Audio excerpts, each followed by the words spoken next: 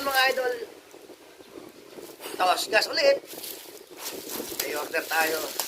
Kailangan natin ito sa araw-araw na trabaho natin mga idol. Wow!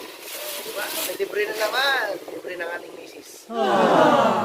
Libre pero sinisingil na. Sinisingil mga idol. May ano tayo.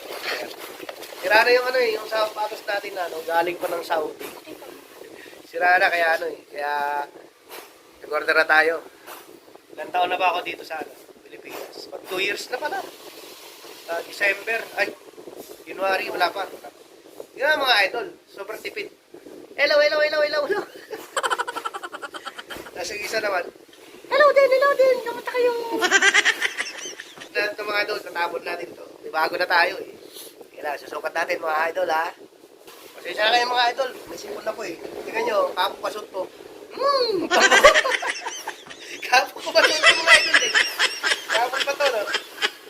Wala pang amoy kasi may sipon na po. Susukat lang naman natin yung sapatos.